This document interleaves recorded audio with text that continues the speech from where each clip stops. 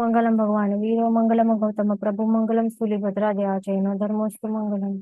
અહીંયા શું બતાવે છે કે નિશ્ચયથી સાચી અનુકંપા કરવા માટે અધિકારી કોણ છે? સમકીર્તિ જીવ હોય છે. ખાસ ધ્યાન રાખવાનું. એટલે શું કહે છે કે આ નિશ્ચય છે એના પ્રમાણે જે સાચા અર્થમાં અનુકંપા જે કરવા માટે અધિકારી સમકીર્તિ જીવ કહેવાય છે. કેમ? કારણ કે સમ્યક્ત્વ જે સમ્યક દર્શન જે પણ જેના આત્મામાં પ્રગટ થયેલું હોય તો ઓબ્વિયસલી એમાં 5 લક્ષણો સહિત જ હોય તે જીવ. અને 5 લક્ષણોમાંથી એક લક્ષણ છે અનુકંપા. અનુકંપા, પ્રશમ, સંવેગ, નિર્વેદ અને આસ્તિક્યમાંથી સૌથી પહેલું લક્ષણ એ બતાવે શાસ્ત્રકાર ભગવંતો કે અનુકંપા એ લક્ષણ છે. એટલા જ માટે અહીંયા કહે છે કે નિશ્ચયથી જે સાચી અનુકંપા કરવા માટે અધિકારી સમ્યક્ત્વી જીવ હોય છે. જે સમ્યક દર્શન જેના આત્મામાં નહીં હોય, જે મિથ્યા દર્શન મિથ્યા ભાવ રહેલું હોય જેના આત્મામાં, તો તે સાચી અનુકંપા પણ કરી નહીં શકે. કારણ કે એની અંદર એ લક્ષણ જ નહીં હોય. એ ધ્યાન રાખવાનું. જે સાચી અનુકંપા હોય શું? ફર્સ્ટ ઓફ ઓલ, સાચી અનુકંપા એ ભાવ દયા કહેવાય. અનુકંપા એ શબ્દનું આપણે મિનિંગ સમજ્યા હતા પહેલા જ. 5 લક્ષણ આપણે જયારે જોતા હતા ત્યારે, કે જે પણ એવા 14 રાજલોકમાં રહેલા જે પણ જીવો છે, જે ભટકી રહેલા છે આ સંસારમાં, જે મિથ્યા દૃષ્ટિ મિથ્યાત્વી અવસ્થામાં રહેલા જે જીવ છે, તો એમને શું કહેવાય? અભ્યંતર રૂપથી દુઃખી કહેવાય. એમનું આત્મા કેવું છે? અભ્યંતર રૂપથી દુઃખી છે. જે હજી ભટકી રહ્યા છે, જેને હજી સુધી સમ્યક દર્શન પણ પ્રગટ થયું જ નથી, તો એવા જીવોને શું કહેવાય? અભ્યંતરથી દુઃખી જીવ કહેવાય. અને બાહ્યથી દુઃખી જીવ કોને કહેવાય? જે એવા ગરીબ હોય, જેના પાસે ખાવા પીવાનું તકલીફ હોય, રહેવા માટે નહીં હોય, એવા જે જીવો હોય બાહ્ય રૂપથી દુઃખી કહેવાય. પણ આંતરિક રીતે દુઃખી, સાચે અર્થમાં દુઃખી, તો એ દરેક જીવ છે જેના આત્મામાં સમ્યક દર્શન ગુણ પ્રગટ થયું જ નથી અને સંસારમાં ભટકી રહ્યો છે મિથ્યા દૃષ્ટિ અવસ્થામાં. તો આવા જે જીવો છે, તો એ બધા જ જીવો માટે, એ પણ ભેદભાવ વિના દરેક જીવ માટે જે એવી દયાભાવ આવે અંતરથી, એ કેવી? કે એ બધા જ 14 રાજલોકના બધા જ જીવ જે દુઃખી છે, એટલે કે આંતરિક ભાવથી જે દુઃખી છે, એટલે કે જે હમણાં આપણે બતાવ્યું કેવી રીતે હોય આંતરિક ભાવથી દુઃખી, તો એવા બધા જીવો દુઃખ મુક્ત થાય અને શાશ્વત સુખ મોક્ષ પદની પ્રાપ્તિ જલ્દીથી કરે. તો એના માટે હું જે થઈ શકે, બની શકે, જો મારા પાસે શક્તિ રહેલી હોય તો એ મેં કરું. બસ મને કરવાનું છે. એમને બધાને આ દુઃખથી મુક્ત કરવાનું છે. તો એવી એ લેવલની જે ઉત્કૃષ્ટ એવી દયા હોય એને ભાવ દયા કહેવાય, કે એને ભાવ અનુકંપા કહેવાય. જે દ્રવ્ય અનુકંપા હોય ને એ કેવી હોય? એટલે દ્રવ્ય દયા કે દ્રવ્ય અનુકંપા એ માત્ર શું હોય? ટેમ્પરરી રિલીફ આપે.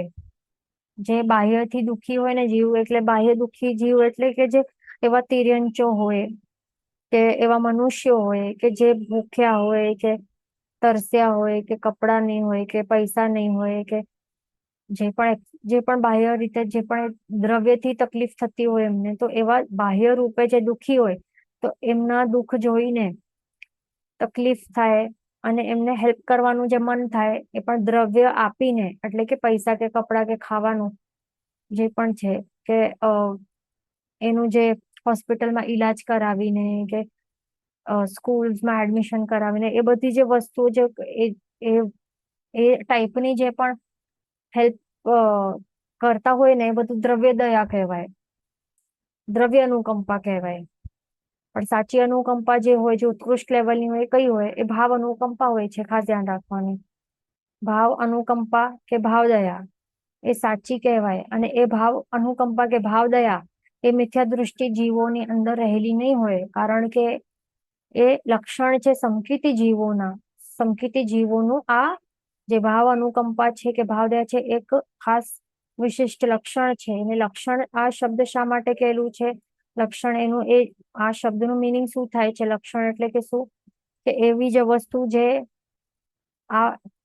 એટલે કે ફોર એક્ઝામ્પલ આપણે કહીએ કે જે સમકીર્તિ જીવોનું આ ભાવ અનુકંપા એ લક્ષણ છે, એનું મિનિંગ થાય છે કે આ વસ્તુ જે છે ભાવ અનુકંપા એ સમકીતી જીવો છોડીને બીજા કોઈનામાં હોય જ નહીં, ત્યારે જ આ ભાવ અનુકંપા એ લક્ષણ કહી શકાય. નહીં તો લક્ષણ કહી જ નહીં શકાય. જો if it is common and બધામાં એ અવેલેબલ એ પ્રાપ્ત હોય, એટલે બધામાં હોય, જે પણ એવા મિથ્યા દૃષ્ટિ જીવોમાં પણ હોય ભાવ અનુકંપા, તો એને પછી સમકીતી જીવોનું લક્ષણ જ નહીં કહી શકાય ને. આ એની મોનોપોલી છે સમકીતી જીવોની, ભાવ અનુકંપા એમનામાં જ પ્રાપ્ત હોય, બીજા કોઈ એમના એ છોડીને કોઈ પણ મિથ્યાત્વી જીવોમાં એ પ્રાપ્ત હોય જ નહીં. એટલા જ માટે આ 5 વસ્તુઓ જે છે, જે પ્રશમ, અનુકંપા, સંવેગ, નિર્વેદ અને આસ્તિક્ય છે, એને 5 લક્ષણ સમકીતીના કહેવાય છે, કારણ કે એમના જ આત્મામાં એ આ 5 લક્ષણ પ્રાપ્ત થાય છે. મિથ્યાત્વીના આત્મામાં હોય જ નહીં. એટલે સિમ્પલ છે, જે મિથ્યાત્વી હોય એમનામાં ભાવ દયા તો બિલકુલ હોય જ નહીં, ભાવ અનુકંપા હોય જ નહીં. પણ શું હોય? દ્રવ્ય દયા હોય, દ્રવ્ય અનુકંપા હોય, દેટ્સ ઇટ. એટલે કે બાહ્યથી એ માત્ર જોઈએ કે બાહ્યથી જે દુઃખી જીવ હોય તો એમને થોડું ઘણું એ ટેમ્પરરી રિલીફ આપવા માટે એ હેલ્પ કરે, જે મિથ્યાત્વી જીવ હોય એવી રીતે. પણ જે સમકીતી જીવ હોય એમનામાં આ અનુકંપા, ભાવ અનુકંપા એ લક્ષણ હોય, લક્ષણ રૂપે રહેલું હોય, તો એ એના દ્વારા શું કરતા હોય છે, એ જે પણ માત્ર બાહ્યથી નહીં પણ એ આંતરિક ભાવથી, આંતરિક અભ્યંતરથી, અંદરથી જે એમના આત્મા મિથ્યત્વ નામક જે કે કર્મરૂપી જે રોગ છે એનાથી જે પીડિત છે, સંસારમાં ભટકી રહ્યા છે, આટલા દુઃખો એ સહન કરી રહ્યા છે ભટકીને, તો એના કારણે તે ઘણા દુઃખી થાય. પણ જે સમકીતી જીવ છે ને, આવા સંસારમાં ભટકતા એવા મિથ્યા દૃષ્ટિ જીવોને જોઈને, એમનું આ દુઃખ જોઈને કે આ હજી ભટકી રહ્યા છે બિચારા, એમને જે મોક્ષ માર્ગ એમને ખબર જ નથી, કેવી રીતે મોક્ષની અવસ્થાની પ્રાપ્તિ કરી શકાય એમને ખબર જ નથી. તો એટલા માટે એ ખૂબ દુઃખી થાય અને એમના ઉપર શું આવે, ભાવ અનુકંપા કે ભાવ દયા એ ખૂબ જ ઇન્ટેન્સ લેવલમાં એવા ભાવો એમને આવે, એવા અધ્યવસાયો આવે કે મારું જો ચાલે, મારા પાસે જો આવી શક્તિ પ્રાપ્ત જો થાય, કે શક્તિ હોય તો સવી જીવ કરું શાસન રસી, જીન શાસનના રસિયા બનાવો અને બધાને દુઃખ મુક્ત કરીને મોક્ષની પ્રાપ્તિ કરાવી શકું. તો એવા ટાઈપની જે પ્રબળ એવી ઈચ્છા હોય, ઈચ્છા થાય છે ને કે હેલ્પ કરવાની માટે, જે એક શું કહેવાય કે એકદમ ચાલાવેલી થાય એમને કે બસ મને હેલ્પ કરવું છે. તો આવા ટાઈપનું એ પણ કેવી રીતે, માત્ર જે દ્રવ્ય દયા ટાઈપ નહીં કે દ્રવ્ય થોડું ઘણું ખાવાનું આપણે આપીએ તો એ ટેમ્પરરી રિલીફ આપે, 1-2 કલાક માટે ભૂખ શાંત થઈ જાય. કે સમજો કે આપણે 5 રૂપિયા આપીએ, 10 રૂપિયા આપીએ, તો આજના ટાઈમમાં એનું કઈ વેલ્યુ છે ને, તો એ ખાસ હેલ્પફુલ થાય.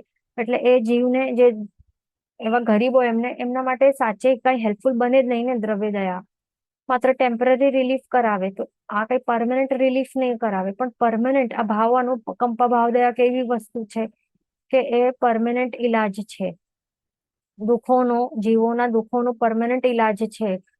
આપણે કરોડો રૂપિયા પણ આપી દઈએ ને તો પણ સંસારમાંથી મુક્તિ મળી નહીં શકે એવી છે આ, બરાબર. મિથ્યાત્વીને એટલે એને જયારે મિથ્યાત્વ નામક જે રોગ છે એ જયારે આપણે હટાવવા પ્રયત્ન કરે સમકીતી જીવ, અને જીનશાસાના રસિયા બનાવીને એ મિથ્યાત્વ નામક રોગ છે ત્યારે જે હટાવી શકે, ત્યારે જ હટી શકે. તો આવા ટાઈપનું એ જયારે એ કરે તો એ કહેવાય કે એણે શું કર્યું છે કે એ સંસાર પરિભ્રમણ છે એનું સ્ટોપ થશે, અને સંસાર જે દુઃખમય છે, એનું જે સંસાર ના કારણે જે દુઃખો એને સહન કરવા પડે છે, તો એનાથી પરમનન્ટ રિલીફ એને આપી શકે છે.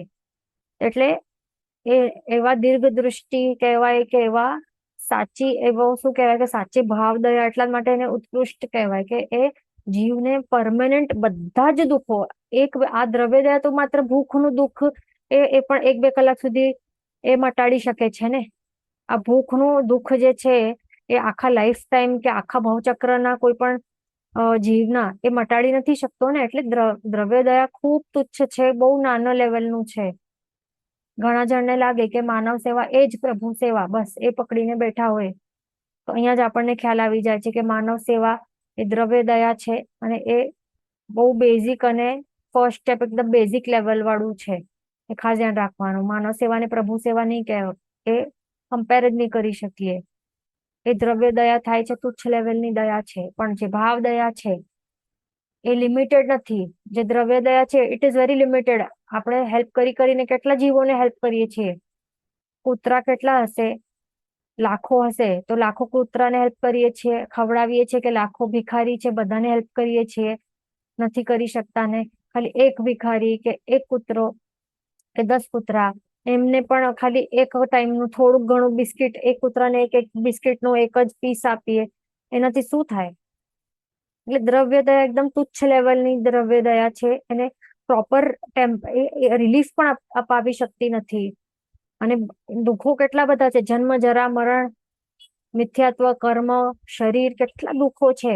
એ રિયલ દુઃખો છે. એનાથી એ તો રિલીફ અપાવી શકતું નથી. માત્ર ભૂખથી કે બ્લેન્કેટ આપે તો ઠંડીથી થોડુંક રિલીફ આપી શકાય.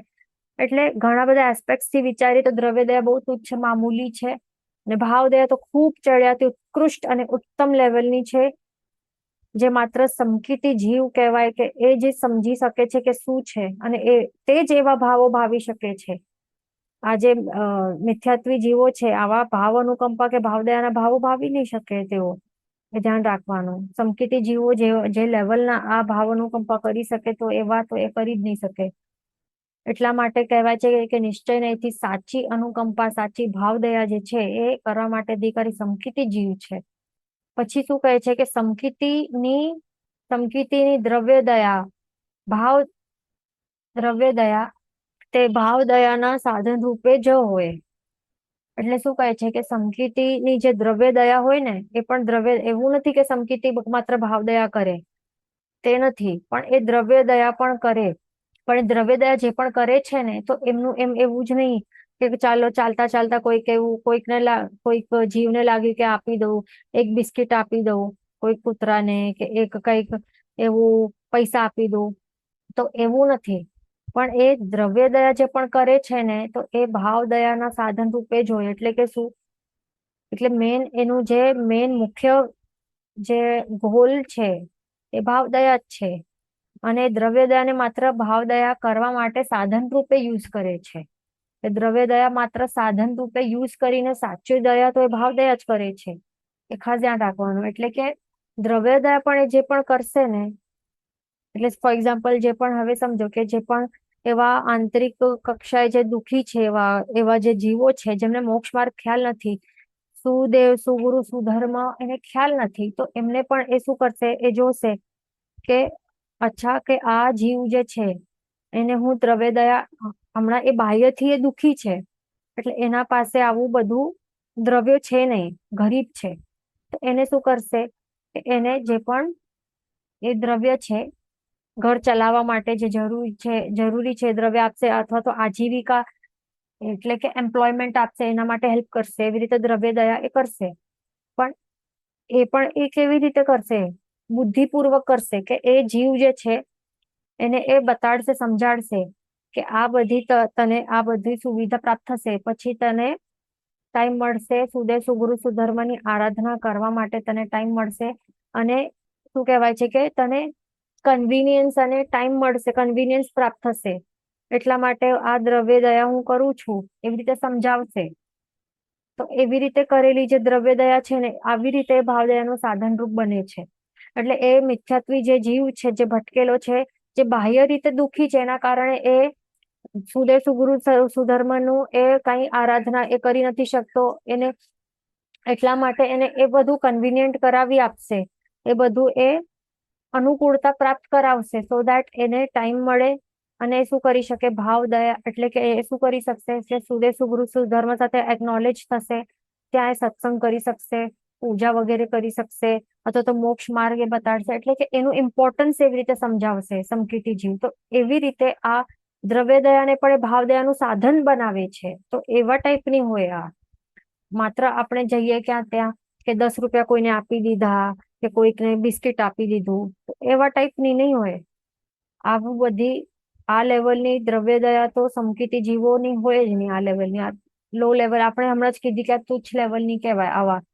ટેમ્પરરી રિલીફ આપે કોઈક એક બે જીવને, બસ એ પણ ભરપેટ તો પેટ તો ભરી નહીં શકાય એક ટાઈમનું, પણ એવી રીતે હોય કેટલા દ્રવ્ય દયા એને આવી રીતે કરે અને એમ પોતાને શું સમજે કે બહુ મોટા દાનવીર છે, કે અમે તો દરરોજ ભીખા જે ગરીબ છે એમને અમે તો પૈસા આપીએ છીએ, કૂતરાને બિસ્કિટ ખવડાવીએ છીએ, આ ગાયને આ ચારો ઘાસ આપીએ છીએ, તો એનાથી કઈ થતું નથી. મેન જે કરવા જેવી છે એ તો હોય ભાવ દયા, તે જ હોય. તો આવું હોય છે. પછી એમાં વિવેકપૂર્વકનું ઔચિત્ય હોય. સમકીર્તિની દ્રવ્ય દયા કેવી હોય, એમાં વિવેકપૂર્વકનું ઔચિત્ય હોય. એમ નહીં કે સામે હવે જે જીવ છે, જે ગરીબ છે, તો એને જોઈને સમકીર્તિ જીવ જોશે કે અચ્છા એને હું પૈસા આપીશ, હું હેલ્પ કરીશ, આ બાહ્યથી દુખી છે, ઓકે, તો હું એને પૈસા આપી દઈશ. તો પછી શું કરશે, જે વ્યસન છે, સાત વ્યસન વગેરે છે, એનામાં લગાડી દેશે દારૂ વગેરે, એ લઈને પીવાનું ચાલુ કરશે, હજી વધારે એમાં શું કરશે, પાપો કરશે. એટલા માટે એ વિવેકપૂર્વક બુદ્ધિથી એવી રીતે વિચારે અને એટલે એવી રીતે હેલ્પ, એટલે એવા ટાઈપના જે જીવો હોય ને એને ચકાસે બરાબર કે એ આવી રીતે દ્રવ્ય આપવાના લાયક છે કે નહીં એમનામાં, કે હજી એનાથી એ વધારે પાપ કરશે, દારૂ વધારે હજી દારૂ એ લેશે કે સાત વ્યસનોનું સેવન કરશે. તો એવી રીતે એ બધું વિચારીને પછી દ્રવ્ય દયા કરે. એટલે મેન દ્રવ્ય દયા એમનું એમ નહીં કરે વિચાર્યા વગર, વિવેકપૂર્વક કરે. કરવા જેવું છે કે નથી કરવા જેવું, કોને કરવા જેવું છે કોને કરવા જેવું નથી, તો આવા ટાઈપની હોય. એટલે જ્યાં પણ એ કરે ને દ્રવ્ય દયા, તો મુખ્ય એનું લક્ષ્ય ભાવ દયાનું હોય. એટલે જ્યાં એનું જે સામેવાળું જે જીવ છે ને, સામેવાળું જે જીવ છે એને એવી રીતે દ્રવ્ય દયા કરશે કે સો દેટ એ સુદેશુ ગુરુ સુધર્મ સાથે પરિચિત થાય, અથવા તો જીન શાસનનું એને ખ્યાલ આવે કે આ જીન શાસનનું આવા ટાઈપના સિતારા છે કે જે એવી રીતે હેલ્પ કરે છે, તો એમને અહોભાવ આવી રીતે આવે કે અચ્છા આ જૈનો એવી રીતે કરતા હોય છે કારણ કે એમના ભગવાને આવી રીતે બતાવ્યું છે, એવી રીતે એક્સપ્લેન કરીને એ દ્રવ્ય દયા કરે, સો દેટ આ સામેવાળું જે જીવ છે એનું મિથ્યાત્વ રૂપી રોગ છે નબળું થાય. તો આવી રીતે તેથી શાસન પ્રભાવના માટે કે પોતાના પરિણામ નિર્ધ્વંસ ન થાય તે માટે અનુકંપા કરે. તો આવી રીતે જે સમકીર્તિ જીવ હોય છે ને, એ કેવી રીતે, એક તો વિવેકપૂર્વક નું ઔચિત્ય રહેલું હોય એની દ્રવ્ય દયામાં, અને દ્રવ્ય દયાની અંદર જે સાચો લક્ષ્ય હોય એ શું હોય, હંમેશ માટે ભાવ દયા જ હોય, એનું સાચો લક્ષ્ય એ જ હોય. એના માટે જ એ દ્રવ્ય દયા કરે, એ પણ વિવેકપૂર્વક નું ઔચિત્ય હોય, અને શાસન પ્રભાવના માટે કરે કે શાસનની પ્રભાવના થાય. જેમ હમણાં આપણે કહ્યું કે હવે સમજો કે કોઈ એવું દીક્ષાનું વરઘોડો આવી રીતે કાઢતા હોય, અથવા તો આવી રીતે પ્રભુને એવી રીતે પધરાવીને જે રથયાત્રા કરતા હોય ને, તો એમાં પાછળ એકદમ લાસ્ટમાં, એટલે સૌથી આગળ તો ભગવાન હોય, પછી સાધુ શ્રાવક, સાધ્વીજી, શ્રાવિકાઓ, એ બધા હોય, પછી લાસ્ટમાં લાસ્ટ હોય એવી રીતે જે આવી રીતે ટ્રોલી હોય કે ટ્રક કે કઈક જે હોય, તો એમાં બધા કેળા કે એવા હોય ને, બધી અનુકંપા માટે દ્રવ્યો એવી રીતે રાખતા હોય, ફ્રૂટ્સ રાખતા હોય કે લાડુ હોય, તો એ બધા એ અનુકંપા માટે, અનુકંપાદાન માટે હોય. તો જે પણ એવી રીતે આવી રીતે રાખતા હોય ને, આવા ટાઈપનું જે કરેલી જે દ્રવ્ય દયા છે, આ શું કહેવાય, જે અનુકંપા દાન માટે અહીંયા મૂકેલું હોય ને, કે જે પણ હોય પબ્લિક, જે પણ હોય, તો એમને એ આપતા હોય એવી રીતે અનુકંપા દાન કરતા હોય, તો એ શું કહેવાય, એ દ્રવ્ય દયા કહેવાય, અથવા તો દ્રવ્ય અનુકંપા કહેવાય. તો આવી રીતે જે રથયાત્રામાં કે વરઘોડામાં જે લાસ્ટમાં આવી રીતે કરેલી જે દ્રવ્ય અનુકંપા માટે જે એવી રીતે જે કરતા હોય ને, એ સમકીર્તિ જીવ, તો એ શા માટે એવી રીતે કરે, સો દેટ એનાથી શાસન પ્રભાવના થાય છે, કે જે પણ એ સ્વીકારતા હોય છે આવી રીતે અનુકંપા દાન, તો એ શું જોઈએ કે આખો આ પ્રોસેશન જે છે આ કોનું નીકળી રહ્યો છે, અને કોણ આટલા દાનવીર છે, અને કોણ આટલું બધાને એવી રીતે હેલ્પ કરવા માટે એવી રીતે હેલ્પ કરે છે, આટલું દાન કોણ આપે છે. તો એ તો આ ચતુર્વિધ સંઘ છે, આ જૈનો છે. આ તો આવી રીતે અહોભાવ જાગે એમને, તો અહોભાવ જાગે તો મિથ્યાત્વના જે એમના જે આ કર્મો છે આ નબળા થાય. તો એવી રીતે જે આંતરિક રૂપે જે મિથ્યાત્વ રોગથી દુખી છે, એમના એવી રીતે દ્રવ્ય અનુકંપા કરીને શું કરે, ટાર્ગેટ અચીવ કરે ભાવ દયા કરવાનું. એટલે કે શું, એટલે કે શું એ ટાર્ગેટ અચીવ કરે કે એમના મિથ્યાત્વના જે આ છે એ નબળા થાય કર્મો, અને આગળ એ સમ્યક દર્શન તરફ આગળ એ વધી શકે જીવ, સુદેશ ગુરુ સુધર્મ સાથે પરિચિત થઈ શકે, જેને શાસ્ત્રના રસિયા બની શકે, અહોભાવ જાગે ત્યારે એવી રીતે થઈ શકે. તો એવી રીતે હોય છે. પછી કહે છે કે વિવેકી એવા સમકીતીને જ તાત્વિક અનુકંપા કહી છે. એ ખાસ ધ્યાન રાખવાનું. એટલે જે સમકીતી જીવ હોય તો એમાં વિવેક તો અવશ્ય હોય. જે મિથ્યાત્વી હોય એમનામાં વિવેક નહીં હોય તે અવિવેકી કહેવાય. જે મિથ્યા દૃષ્ટિ જીવોને શું કહેવાય? અવિવેકી. એમનામાં વિવેક નહીં હોય. સાચા શું કરવા જેવું છે, શું કરવા જેવું નથી, એમને બધી વિપરીત, એમને માન્યતાઓ જ વિપરીત હોય. કરવા જેવું ન કરવા જેવું કઈ ને એનું જ્ઞાન જ નહીં હોય, કારણ કે એના પાસે મિથ્યા જ્ઞાન રહેલું હોય, અજ્ઞાનતા રહેલી હોય. ધ્યાન રાખવાનું. અને સમકીતી હોય એમનામાં વિવેક રહેલું હોય. કેમ? કારણ કે સમજ્ઞાન સહિત છે આ જીવ. સમ્યક દૃષ્ટિ છે, સાચી દૃષ્ટિ સહિત છે. સાચું એમને સાચી એનું જે પણ જે કરવા જેવું, જે કરવા ન જેવું એ બધું એ જાણતો હોય.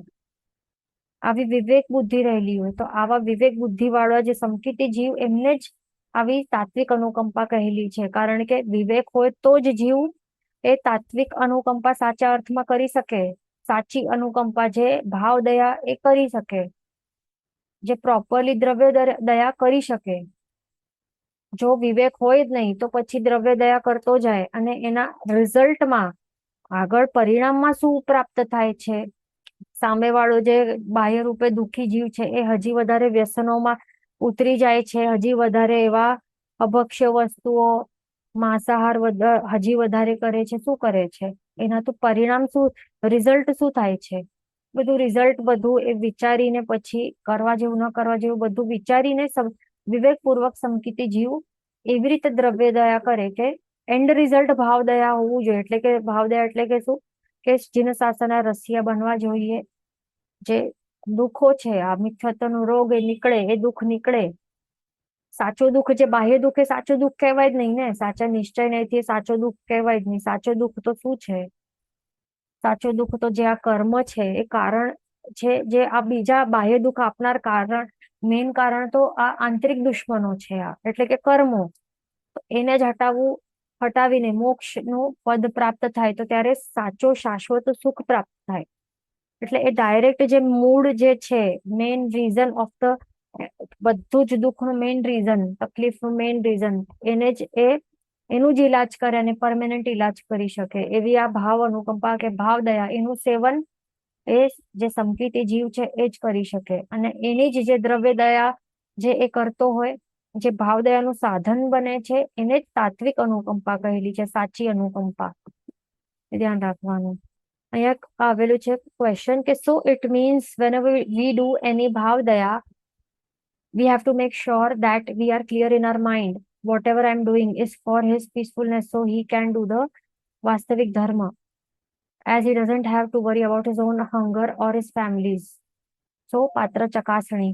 તો આ જ બરાબર છે, આ એકદમ રાઈટ છે, એ જ કરવાનું છે. એને જ વિવેક કહેવાય, વિવેક બુદ્ધિ એને જ કહેવાય કે આવી રીતે આપણને વિચારીને જે જીવ એવું છે કે આપણે એને બાહ્યથી આપણે એને તકલીફો દૂર કરીએ તો એને એનું જે પણ આપણે કન્વીનિયન્સ આપણે એવી રીતે ઉભા કરીએ, એટલે જે અનુકૂળતા કે આપણે એને આપીએ દ્રવ્ય દયા કે દ્રવ્ય અનુકંપા દ્વારા, તો એનાથી એ શું કરી શકે કે એને આવું ટાઈમ મળે, અનુકૂળતા મળે, કે શાંતિ મળે. સમજો કે હવે જીવ સમજો કે પોતે ભૂખ્યો હોય કે દુખી હોય, તો આવી તકલીફમાં કે પૈસા નહીં હોય, આટલા તકલીફમાં પછી ભગવાન ક્યારે જીવોને યાદ પણ નહીં આવે. મિથ્યાત્વી જીવોને, સમકીતી જીવોને તો એવરી ટાઈમ યાદ આવે, પણ મિથ્યાત્વી જે જીવો છે એમને એવી રીતે આવા તકલીફોમાં ભગવાન યાદ નહીં આવે, કારણ કે એને ટાઈમ નથી મળતું અને આટલા આ ચપ્પલ બધી ઘસાવી પડે છે કામ માટે. આટલી તકલીફોમાં એક રોગ થયું હોય તો એને શું કરવું શું ન કરવું, એટલે ટાઈમ નહીં મળે અને આટલી મેન્ટલ પીસ જ નહીં હોય એમને પાસે. તો આપણે જો એવી રીતે આપી શકીએ, એને હેલ્પ કરી શકીએ બાહ્ય રૂપે, બાહ્યથી એની તકલીફ હટી શકે, અને એ બધું એક્સપ્લેન કરીને સમજાવીને ભગવાન કેવા છે, કોણ છે, એ બધું સમજાવીને થોડુંક એવી રીતે આપણે કન્સોલ કરીએ કે નવકાર પણ આપણે એમને આપીએ, એવી રીતે એને ગ્રહણ કરવા માટે આપણે કહીએ કે આ નવકારમાં આવી તાકાત છે કે તારા તકલીફો દૂર થઈ શકે. બધું થોડુંક આપણે ઓળખાણ કરાવીએ સુદેશુ ભૃસુ ધર્મનું. તો એવી રીતે થોડીક ઓળખાણ કરીએ અને એ પછી એમાં લાગી જાય. તો એવી રીતે આપણે દ્રવ્ય દયા જો કરીએ તો એ બરાબર છે, એ ધ્યાન રાખવાનું. કે અને બીજું એ પણ છે કે પોતાના અહીંયા જે સંકિર્તી જીવ છે ને, તો એ તો શાસન પ્રભાવના માટે કરે કે પોતાના પરિણામ નિર્ધ્વંસ ન થાય તે માટે પણ અનુકંપા કરીએ. પણ અહીંયા ઇમ્પોર્ટન્ટ વાત છે અહીંયા શું કે હવે સામે વાળું જે જીવ છે, સમજો કે હવે એક્ઝામ્પલ માટે આપણે કોઈ જૈન જ છે, ઓકે, સાધર્મિક બંધુ છે, ઓકે, તો એ સાધર્મિક બંધુ છે, ઓકે, તો હવે એ આપણને લાગે છે કે એ થોડા ખોટા રસ્તે ચાલ્યો ગયો છે, પણ એને સમજાવવા આપણે પ્રયત્ન કરીએ. જે સમકીતી જીવ છે એ સમજાવવા પ્રયત્ન કરે તો પણ એ સમજે નહીં. તો એને શું કરે, એને તો એનું જે મિથ્યાત્વ રૂપી જે રોગ છે એને એ સમજમાં આવે છે કે આ કર્મના ઉદયના કારણે આવી રીતે કરે છે. એટલા માટે એના ઉપર એ દ્વેષ ભાવ કે ક્રોધ નહીં કરે કે તિરસ્કાર ભાવ જ નહીં રાખે. કારણ કે એને પોતાના પરિણામ જે છે એ ટકાવી રાખવાના છે. મેઇન એ છે કે એને પોતાના પરિણામો એ ટકાવી રાખવાના છે. જે દયા ગુણ છે એ ખૂબ મુખ્યનું છે, ઇમ્પોર્ટન્ટ છે. એના માટે પણ એ થોડુંક હેલ્પ કરે એને, સો દેટ આગળ ચાલીને એના પાસે સ્કોપ છે, ચાન્સીસ છે કે એ પાછો એ વળી શકે છે ધર્મમાં. તો એવી રીતે સમજાવવાનું એ પ્રયત્ન કરે એવી રીતે. અને બીજું એક એક્ઝામ્પલ એ પણ આપણે આપી શકીએ કે જે સમજો કે જે ગાય છે, આ તિર્યંચો છે, તિર્યંચોનો અહીંયા એક્ઝામ્પલ લઈ શકાય છે કે જે અહીંયા આપણે જે પાત્ર ચકાસણીની જે વાત કરી છે, પણ હવે અહીંયા તિર્યંચોની વાત આવે તો એમાં તિર્યંચો જેવું જ બિહેવ કરે, રાઈટ? બરાબર. તો એમાં આપણે કેવી રીતે પાત્રની ચકાસણી કરી શકીએ? સમકીતી જીવ કેવી રીતે કરી શકે? તો એ જ્યારે શાસન પ્રભાવનાનું જ્યારે એ રીઝન આવે, અહીંયા બે રીઝન્સ છે અનુકંપા કરવાના, બે રીઝન્સ છે. એક તો યા તો શાસન પ્રભાવના માટે તે કરે અથવા તો પોતાના પરિણામ નિર્ધ્વંસ ન થાય એના માટે એ કરે અનુકંપા. બરાબર. તો હવે શાસન પ્રભાવના એ કેવી રીતે કયા જીવો કરી શકે? તો મનુષ્ય.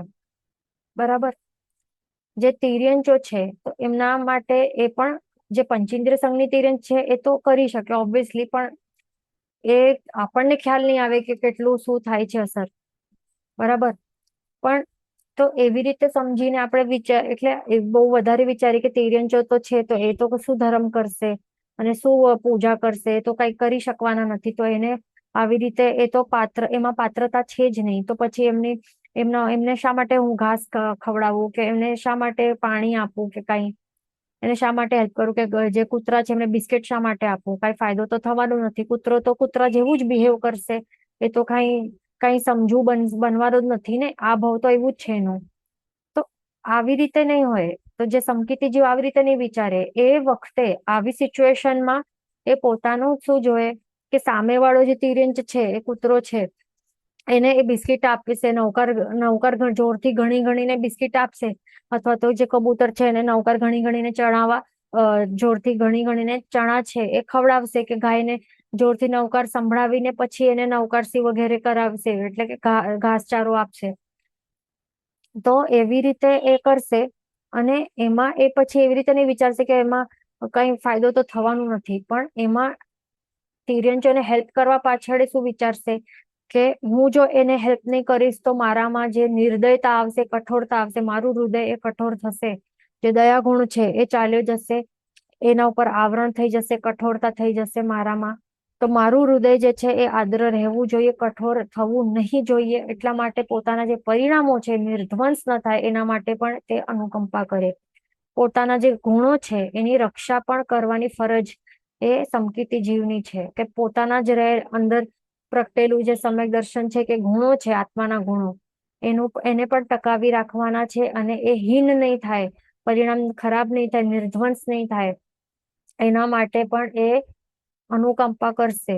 જે તિર્યંચો છે એના માટે એ એવી દ્રવ્ય દયા પણ કરશે. એ ભલે નૌકાર સંભળાવી, મેન તો એ ભાવ દયા તો ચૂકશે જ નહીં ક્યાં પણ એ બતાડવાનું. મેન તો અંદરથી તો એ જ છે કે અત્યંત કરુણા છે કે આ તિરંચો પણ જલ્દીથી મોક્ષની અવસ્થાની જલ્દીથી પ્રાપ્તિ કરે, એના માટે નવકાર સંભળાવીને એ દ્રવ્ય દયા કરશે. એવું એવું હોય છે આ સંકેતી જીવોનું. તો એ આવા ટાઈપમાં એ પછી પાત્રતા નહીં જોશે, શું જોશે કે પોતાના આત્માના પરિણામો એ ટકાવીને રાખવાના છે ને દયા ગુણ છે એ ટકાવીને રાખવાનું છે. કઠોરતા આવવી નહીં જોઈએ, એના માટે એ અનુકંપા કરશે. એટલે આ વસ્તુઓ ધ્યાન રાખવાનું આપણને. તો એવી જ રીતે તિરંચો માટે કીધું, તો એવી જ રીતે કોઈક એકદમ એવું ગરીબ એવું એવું લાચાર હોય, કોઈક કોઈક એકદમ ગરીબ લાચાર જીવ હોય, કોઈ ઓલ્ડ વ્યક્તિ હોય કે એવું એકદમ હેન્ડીકેપ્ડ હોય, તો પછી એને હેલ્પ કરવું કે નહીં? તો પછી એમાં આપણે એ જોઈ નહીં શકીએ, પણ ત્યારે આપણને પોતાના પરિણામો ટકાવવા માટે આપણને એને હેલ્પ કરવાનું. આપણામાં દયા ગુણ એ ટકાવવા માટે આપણે એમને જે મદદ જોઈતી હોય, જે પણ, તો એ આપણે ફિઝિકલી આપણે એમને હેલ્પ કરી શકીએ કે અહીંયાથી ત્યાં આપણે લઈ જઈએ કે ત્યાં જે પણ એમને જરૂર હોય, તો એવી રીતે આપણે ત્યારે હેલ્પ કરવાનું. તો એવી રીતે હોય છે, ખાસ ધ્યાન રાખવાનું. એટલે કે મેન આપણા આત્મામાં કઠોરતા આવવી નહીં જોઈએ. એટલે પાત્ર કેવું છે કેવું નથી એ જોવા પાછળ આપણે મેન આપણો મોટિવ એ નહીં હોવું જોઈએ. એટલે એનું રિઝલ્ટ એ નહીં હોવું જોઈએ કે આપણામાં કઠોરતા આવી જાય કે અથવા તો સામેવાળું જે જીવ છે એના ઉપર દ્વેષભાવ આવી જાય. દ્વેષભાવ તો આવવું જ નહીં જોઈએ. ક્યારે આ તો જે કેવું છે કે આ વ્યસની છે કે આ છે તે છે, એ બધું. એટલે કે આપણને ત્યારે સમભાવ રાખવાનો અને ત્યાંથી પછી આગળ ચાલે જવાનું. પણ દ્વેષભાવ એક એવા કે આત્મા પોતાનું જે આત્માના ગુણો છે એ ચાલ્યા નહીં જાય, કઠોર નહીં બની જાય, એ ખાસ ધ્યાન રાખવાનું છે આપણને. એટલે શોર્ટમાં આપણે જોઈએ તો જે બીજાના કે પોતાના આત્માની ઉન્નતિ એ જ મુખ્ય લક્ષ્ય હોવું જોઈએ સંકિતી જીવનું.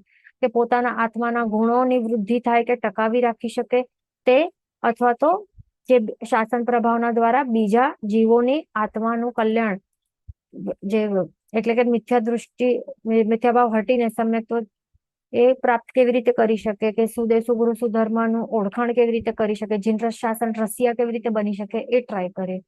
તો એ ધ્યાન રાખવાનું. એને સાચી તાત્વિક શું કહેવાય છે અનુકંપા કહેલી છે, અને તે માત્ર સંકેતી જીવમાં એ જ અધિકારી છે.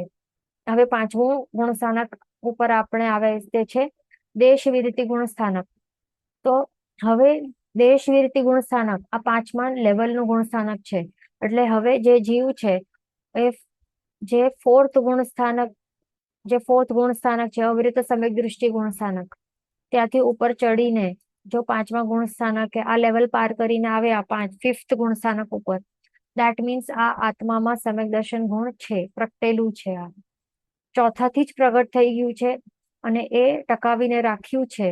હજી વધારે ગુણો એને વિકસાવ્યા છે અને કર્મોની નિર્જરા કરી છે, એટલા માટે તે ઉપર ચડી શક્યો છે.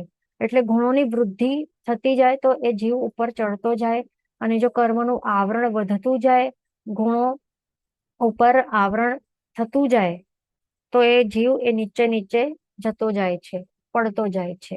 આ જીવ છે એ સમ્યક દર્શન ગુણ એના આત્મામાં પ્રગટ થઈ ગયો છે. સમ્યક દર્શનથી નિર્મલ બોધને પ્રાપ્ત કરનાર જીવાત્મા જ્યારે પણ નાનું કે મોટું વ્રત નિયમ ધારણ કરી આત્માને ત્યાગી બનાવવા પુરુષાર્થ કરે છે, ત્યારે તે દેશ વિરતિ નામના 5મા ગુણ સ્થાનકને પ્રાપ્ત કરે છે. એટલે અહીંયા શું કહે છે કે જ્યારે જીવ જે સમ્યક દર્શન ગુણ જેના આત્મામાં પ્રગટ થઈને સમ્યક દર્શન ગુણ પ્રગટ થયું હોય, તો ઓબ્વિયસલી સમ્યક નિર્મલ બોધ એટલે શું, એનું મિનિંગ શું થાય છે? સમ્યક જ્ઞાન કહેવાય છે. નિર્મલ બોધ એટલે સમ્યક જ્ઞાન, મળ રહિતનું એવું બોધ, એવી એટલે એને બોધ એટલે કે જ્ઞાન, સાચું જ્ઞાન, એને સમ્યક જ્ઞાન કહેવાય છે. એટલે સમ્યક દર્શન, સમ્યક જ્ઞાન એ બંને જે જીવે પ્રગટ કર્યો છે, તો આવો જીવ હવે જ્યારે પણ નાનું નિયમ વ્રત પચ્ચખાણ, નાનું મોટું એવું સિમ્પલ સાદું પણ એવું વ્રત નિયમ પચખણ ધારણ કરે, કે સમજો કે એવું મારું ફેવરેટ આ છે આ ગુલાબ જામુન, તો એની બાધા, સિમ્પલ આવું નોર્મલ એને વ્રત લીધું છે, તો એ પણ આવું પણ જે ધારણ કરે, તો આવું આત્મા આવી રીતે ત્યાગી બનવાનું જે મહેનત કરે છે, પુરુષાર્થ કરે છે. એટલે આ વ્રત નિયમ એ બધા શું હોય છે? ત્યાગ માટે જ હોય છે ને. આપણે જે પણ વ્રત નિયમ પચખાંડ લઈ રહ્યા છીએ એ બધામાં શું હોય છે? ત્યાગ ભાવની વૃદ્ધિ કરાવવા માટે જ હોય છે ને આ, એ ત્યાગ જ કરાવે છે આ બધું. સમજો કે હવે આપણે સામાયિક વ્રત લઈએ, સામાયિક નું વ્રત લઈએ, તો એમાં શું હોય છે? સાવધ્ય વ્યાપારનું ત્યાગ. ત્યાગ છે ને એમાં પણ ત્યાગ છે, એટલે પાપ વાળું વ્યાપારનું ત્યાગ છે. આપણે અ સમજો કે આપણે આ નવકારશી નું પચખાણ લઈએ, તો એમાં શું છે? એમાં શેનું ત્યાગ છે? ખાવા પીવાનું ત્યાગ છે. એક અંતર મુહૂર્ત એટલે 48 મિનિટ્સ માટે, સૂર્યોદય પછી 48 મિનિટ્સ માટે ખાવા પીવાનું ત્યાગ, એટલે એમાં એ પણ ત્યાગ છે. ચોવ્યાનું પચખાણ લઈએ સાંજે, તો એમાં શું છે કે રાત્રિ, આખી રાત્રિએ 4 આહારનો ત્યાગ રાત્રિના ટાઈમમાં, એટલે એમાં પણ ત્યાગ છે. એમાં 4 આહારનું ત્યાગ છે. એટલે ક્યારેક આહારનું ત્યાગ હોય એવું પચખાણ હોય, સામાયિક વ્રતમાં પાપવાળા બધા વ્યાપારોનું, સાવધ્ય વ્યાપારોનું ત્યાગ હોય. એટલે અલગ અલગ ટાઈપના અલગ અલગ વ્રત નિયમો પચખાણો હોય. 12 વ્રત હોય, એમાં અલગ અલગ વ્રત હોય છે, અલગ અલગ ટાઈપના વ્રત હોય છે. તો આવા જે પણ વ્રતો છે, એમાં બધામાં ત્યાગ જ છે. કંઈક ના કંઈક ચીજ વસ્તુઓ નો ત્યાગ કરવાનું હોય છે. બરાબર? તો એવા ટાઈપનું જ્યારે ત્યાગ કરવાનું, આત્મા જ્યારે ત્યાગી બનવાનું પુરુષાર્થ કરે છે, આવી રીતે નાનું મોટું જે પણ વ્રત નિયમ લઈને, ત્યારે કહેવાય કે આવું સમકીતી જીવ જ્યારે એવું પુરુષાર્થ કરે ત્યાગ કરવાનું, તો ત્યારે એને શું કહેવાય કે 5મા ગુણસ્થાનકે કે ચડ્યો છે. આ 5મા ગુણસ્થાન દેશવીરતી નામ છે એનું, દેશવીરતી ગુણસ્થાનક. દેશ એટલે કે શું? અંશ. દેશ એટલે કે અંશ. આપણને ખ્યાલ છે સ્કંધ, દેશ, પ્રદેશ. સ્કંધ એટલે કે આખી વસ્તુ, અને સ્કંધનું અમુક ભાગ એને દેશ કહેવાય. અમુક ભાગ એટલે કે અંશ, અમુક અંશને દેશ કહેવાય. રાઈટ? તો એ જ છે દેશ એટલે કે શું? અંશ. આંશિક વીરતી.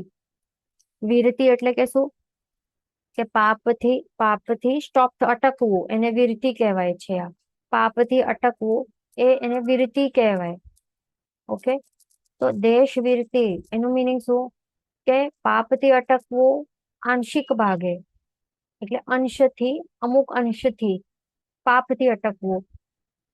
ઓકે? એને કહેવાય છે દેશવીરતી.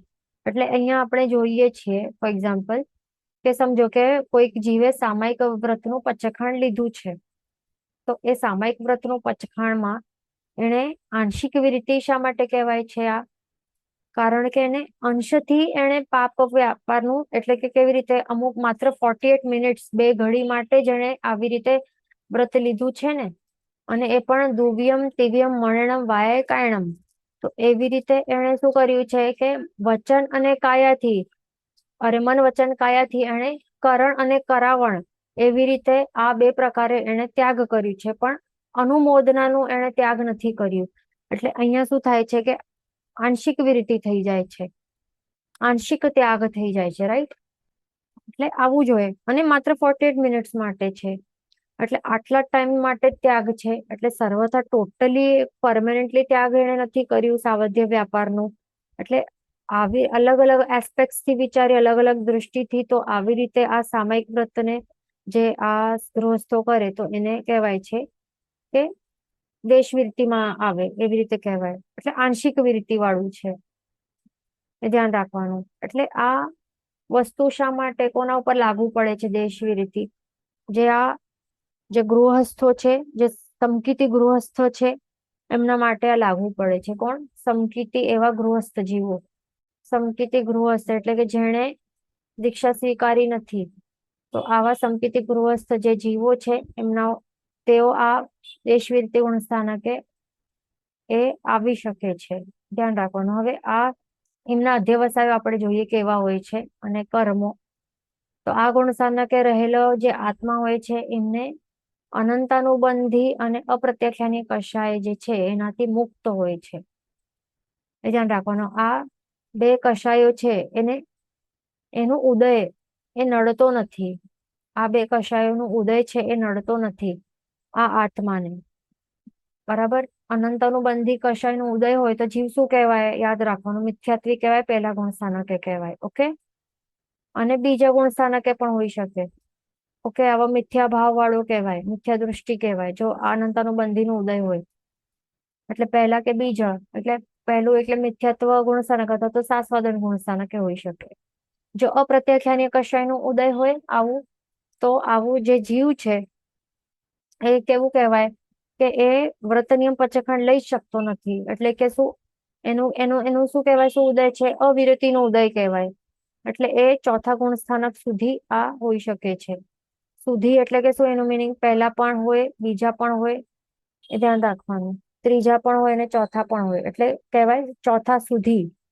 ઓકે, પહેલા, બીજા, ત્રીજા, ચોથા સુધી અપ્રત્યાખ્યાનીય કષાયનો ઉદય હોઈ શકે છે. કારણ કે આ શું કરે છે, આ અવિરતિનો ઉદય કરાવનાર આ કારણ છે. આ અપ્રત્યાખ્યાની કષાયના કારણે જીવ નાનું મોટું વ્રત નિયમ પચખંડ લઈ શકતો નથી. એ આપણે અવિરત સમય દૃષ્ટિમાં આપણે સમજ્યા હતા ને, એ ધ્યાન રાખવાનું. તો આ જે પાંચમા ગુણ સ્થાનકે, આ એટલે કે ફિફ્થ ગુણ સ્થાનકે રહેલો જે આત્મા છે ને, આ અનંતાનુબંધી કે અપ્રત્યાખ્યાની કશાયો નડતા નથી. એમનું કારણ કે ઉદય નથી, ઉદય રહેલું નથી. પણ ઉદય કોનું હોય છે? આ પ્રત્યાખ્યાનીય કશા, પ્રત્યાખ્યાનીય ચારિત્ર મોહનીય, પ્રત્યાખ્યાનીય ક્રોધમાન માયા લોભ, જે કશાયો છે, આ ચારિત્ર મોહનીય કશાયો છે. આ તો એવા પ્રત્યાખ્યાને કશા ચારિત્ર મોહનીય કર્મો છે, આ ક્રોધમાન માયા લોભનું. તો એમનું ઉદય રહેલું હોય છે. અને આ કશાયો શું કરે છે? આ પ્રત્યાખ્યાની કશાય આ જીવ છે, પાંચમા ગુણસ્થાનકે રહેલો જે જીવ છે ને, એને આ સર્વવિરતિ ધર્મને સ્વીકાર કરવા દેતો નથી. કારણ કે આવું કશાય એવું છે, આ પ્રત્યાખ્યાની કશાય એ સર્વવિરતિ ગુણનું ઘાત કરનાર છે. આ કર્મ, આ કર્મનું વિપાક શું છે, ફળ શું છે? આ એમનું ઉદય હોય તો ફળ શું આપે? એ સર્વવિરતિ ગુણનો ઘાત કરે છે, આવરણ કરે છે, કે રોકી નાખે સર્વવિરતિ ગુણને. એટલા માટે જીવ જે છે એ સર્વથી એટલે કે ટોટલી, વિરતિ એટલે કે પાપથી અટકવું, એટલે કે ટોટલ સર્વથા કમ્પ્લીટલી 100% એ પાપથી અટકી શકતો નથી. દિશા સ્વીકારી શકતો નથી, સંયમ સ્વીકારી શકતો નથી. કારણ કે એમાં શું હોય, દીક્ષા કે સંયમમાં શું હોય, ટોટલી પાપ જે વિરતિમાં આવી જાય ને જીવ, ટોટલી કેવી રીતે, પાંચ મહાવ્રતધારી જે જીવો હોય એમાં ટોટલી કમ્પ્લીટલી મન વચન કાયાથી ટોટલી એ પાપથી ડિસ્કનેક્ટ થઈ જાય ને, આવા વ્રત નિયમ પચખંડ લઈને, કરણ કરાવણ અનુમોદનના પાપથી એ ટોટલી ડિસ્કનેક્ટ થઈ જતા હોય છે. આ એટલા માટે કહેવાય છે કે જે દીક્ષા સ્વીકારે એમને કહેવાય કે સર્વ એટલે આંશિક નથી પણ ટોટલ 100% વિરતિ છે. વિરતિ એટલે કે પાપથી અટક્યા છે ટોટલી, આખા જીવન માટે. તો આ એવું હોય છે. તો પાંચમા ગુણ સ્થાન કે પ્રત્યાખ્યાની કશાયના ઉદયના કારણે સર્વવીરતી ધર્મનો એ અંગીકાર જ નથી કરી શકતો. પણ આવું જે જીવ છે એ તો ઓબ્વિયસલી સમકીતી છે. આ સમકીતી હોય, સાચા નિર્મળ બોધ છે, એના પાસે સમ્યક જ્ઞાન રહેલું છે. તો આવો જીવ એમને સમ્યક જ્ઞાન હોવાના કારણે એને ખબર છે કે સર્વવીરતી તો એ મેન રિયલ રસ્તો છે, મોક્ષ માર્ગનું એ રિયલ સાચો એ રસ્તો છે જે પ્રભુએ બતાડ્યું છે કે એના ઉપર ચાલવાથી શું થાય છે, મોક્ષની મોક્ષની જે અવસ્થા છે એની પ્રાપ્તિ એ થઈ શકશે. એટલા માટે એને ખૂબ એ દુઃખ રહેલું હોય કે હું કરી નથી શકતો, મને કરવું છે, દેશવીરથી સર્વવીરતીમાં આવવાનું છે, હું ક્યારે કરી શકીશ. એના માટે ઘણા સંકલ્પો કરે, ઘણી પ્રાર્થનાઓ કરે, કન્ટિન્યુઅસલી એવા એના ભાવનાઓ એવી જ ભાવતો હોય છે. અને એના ઉપર એ ચાલવા માટે એ શું કરશે, યથા યોગ્ય શ્રાવકના 12 વ્રતોનો ધારણ કરવા માટે પ્રયત્ન કરે છે. કે સર્વ વીરતી ટોટલી એ પાપથી અટકી તો નથી શકતો, એટલીસ્ટ આંશિક તો અટકવું. તો આંશિક વીરતી, દેશવીરતી, પ્રોપર દેશવીરતી દર શ્રાવક તો બનવું. તો એના માટે શું કરશે, યથા યોગ્ય શ્રાવકના 12 વ્રતો એ ધારણ કરશે, સ્વીકારશે. એ ધ્યાન રાખવાનું. 5 અણુવ્રતો કહેવાય, 12 વ્રતો કહેવાય, જે પણ એ યથા યોગ્ય ધારણ કરશે. અને કહેવાય છે કે આ પાંચમા ગુણ સ્થાનકે રહેલા જીવ એ આર્ત ધ્યાન અને રૌદ્ર ધ્યાનની મંદતા રહેલી હોય. એની આ ખાસ સ્પેશિયાલિટી છે કે આર્ત ધ્યાનમાં શું આવે છે અને રૌદ્ર ધ્યાનમાં શું આવે છે. આર્ત ધ્યાનમાં શું આવે છે કે જે ચિંતા છે, કે શોક છે, દુઃખ છે, કે બધું એ બહુ એની મંદતા હોય, કે હાય હોય એ બધું બહુ નહીં કરે. ચિંતાઓ લઈને, સ્ટ્રેસ લઈને નહીં બેસે. આપણે સવારથી રાત સુધી સ્ટ્રેસમાં જોઈએ, સૂતા હોય સપનામાં પણ સ્ટ્રેસમાં જોઈએ. આપણે આનું શું થશે, તેનું શું થશે, ક્યારે મળશે મને આ પૈસા, મળશે ક્યારે આ મનગમતી ચીજ વસ્તુઓ મળશે, વસ્તુ, વ્યક્તિ, પરિવાર, પૈસા, બધી વસ્તુઓ માટે કન્ટિન્યુઅસલી ચિંતા કરતા હોઈએ. ચિંતા એટલે ટેન્શન હોય ને, ટેન્શન લેતા હોય. તો ટેન્શન શું છે? આ શાસ્ત્રીય ભાષામાં એનું નામ છે આર્ત ધ્યાન. એ ખાસ ધ્યાન રાખવાનું. ચિંતા એક એના જે પાર્ટ્સ છે ને, સબટાઇપ્સ માંથી એક છે. આર્ત ધ્યાનના સબટાઇપ્સ છે, એનામાંથી ચિંતા એક સબટાઇપ છે. ટેન્શન લેવું, તો એ વિચારી લેવું. આપણે ટેન્શન લેતા હોઈએ છે ને, સવારથી રાત સુધી ટેન્શન. આ પુત્રોનું ટેન્શન, નોકરીનું ટેન્શન, નાનું ટેન્શન, તેનું ટેન્શન. તો આપણને વિચારી લેવું, જે આર્ત ધ્યાન કરતા હોય ને બહુ વધારે તીવ્રતાથી, હવે ટેન્શન હોય કે એના જે બીજા પ્રકાર છે, જેમ કે જે શોક કરતા હોય છે, અથવા તો જે ઈષ્ટ વસ્તુઓનો વિયોગ થાય, અનિષ્ટ જે વસ્તુ છે એનો સંયોગ થઈ જાય, કે રોગનો વિચાર કરતા હોય, રોગ તો નહીં થઈ જશે ને, મને હાય હોય કરતા હોય. તો આવું બધું એ જે કરતા હોય એ બધું આર્ત ધ્યાનમાં આવે. તો વિચારી લેવું કે આપણે હજી ઘણા લો લેવલ ઉપર છીએ, ગુણસ્થાનકના લો લેવલ ઉપર છીએ, હજી અહીંયા સુધી પહોંચ્યા નથી. કારણ કે મંદ લેવલનું કરતો હોય છે આર્ત ધ્યાન. એ ખાસ ધ્યાન રાખવાનું. 5મા ગુણસ્થાનકે રહેલું જીવ રૌદ્ર ધ્યાનની પણ મંદતા હોય. ગુસ્સો પણ આવે તો પણ એ મંદ લેવલનું હોય. એ ખાસ ધ્યાન રાખવાનું. ઓકે, બહુ. કારણ કે શું છે, આ પ્રત્યાખ્યાનીય લેવલના કષાયનું ઉદય હોય, અને અપ્રત્યાખ્યાનીય કષાયો જે છે, આવા ટાઈપના ક્રોધમાન માયલોભન અંતાનુબંધી અપ્રત્યાખ્યાનીનો ઉદય નહીં હોય. એટલે આવા તીવ્ર લેવલ વાળાનું ઉદય છે જ નહીં ને અહીંયા. મંદ લેવલના કષાયોનું ઉદય રહેલું હોય છે. એટલા માટે રૌદ્ર ધ્યાનની પણ મંદતા રહેલી હોય છે. એટલે જે પણ આ હિંસા, મૃષા, ચોરી, સંરક્ષણનું બંધી જે રૌદ્ર ધ્યાન છે, એ 4 ભેદો છે રૌદ્ર ધ્યાનના. તો એ પણ એ મંદ લેવલમાં એનું સેવન એ થઈ જતું હોય, એનાથી ધ્યાન રાખવાનું. તો એ એવી રીતે આ હોય છે. પછી આગળ શું કહે છે કે શાસ્ત્રમાં શ્રાવકના 3 પ્રકાર બતાવ્યા છે. હવે શાસ્ત્રમાં શું કહે છે કે શ્રાવક પણ 3 લેવલના છે. એક તો જઘન્ય શ્રાવક કહેવાય, બીજું મધ્યમ, અને ત્રીજું હોય છે ઉત્તમ શ્રાવક. તો જે જઘન્ય એટલે કે ઓછામાં ઓછા લેવલનું જે કહેવાય ને, એટલે બેઝિક લેવલનું. એક બેઝિક હોય, એક મધ્યમ એટલે કે મીડિયમ, અને ત્રીજું લેવલ છે ઉત્તમ શ્રાવક, એટલે કે એક્સેલન્ટ લેવલ વાળું કહેવાય, કે બેસ્ટ લેવલ વાળું જે હોય છે ઉત્તમ શ્રાવક. તો તે એવી રીતે 3 સ્ટેપ્સ છે. તો જે લોએસ્ટ લેવલ વાળું જે છે એ જઘન્ય શ્રાવક કહેવાય. એ કેવું હોય? તો જે સ્થૂલ હિંસા, મદ્યપાન, માંસાહાર આદિ 7 વ્યસનનો ત્યાગ કરે તથા નમસ્કાર મહામંત્રને યાદ કરનાર ને જઘન્ય શ્રાવક કહે છે. એટલે કે આવું જે જઘન્ય લેવલનું શ્રાવક હોય એ સ્થૂલ હિંસા એટલે કે મોટી મોટી હિંસા, એટલે કે જેમ કહેવાય ને કે જે આ પંચેન્દ્ર જીવો જે છે, ચૌરિન્દ્ર જીવો, જે મોટા મોટા જે જીવો હિંસા, તો એની હિંસા એ કરતો નહીં હોય. કારણ કે એનામાં એટલીસ્ટ એ દયાગુણ રહેલું હોય છે. એનું જે હૃદય છે એ બહુ કઠોર નહીં હોય. એટલા માટે એ જે સ્થૂલ હિંસાઓ છે એનું બધું એ ત્યાગ કરતો હોય છે. એ હજી ગૃહસ્થ લેવલમાં છે, બરાબર. એ સમકીતી આ છે, 5th ગુણ સ્થાનકે રહેલો આ સમકીતી જીવ છે. આ ગૃહસ્થ અવસ્થામાં જ છે. એટલે કે એને પછી કરવી તો પડે હિંસા, જીવવા માટે જીવન. તો એના માટે બહુ મોટી મોટી હિંસાઓ એ નહીં કરે. ખાસ ધ્યાન રાખવાનું. જે એક ઇન્દ્રજીવોની જે પાણી વગેરે જે સ્થાવર એક ઇન્દ્રજીવોની જે કરવી પડે એ કરે. મિનિમમ જેટલી થાય એટલે જૈણાપૂર્વક કરે, એવી રીતે ધ્યાન રાખવાનું.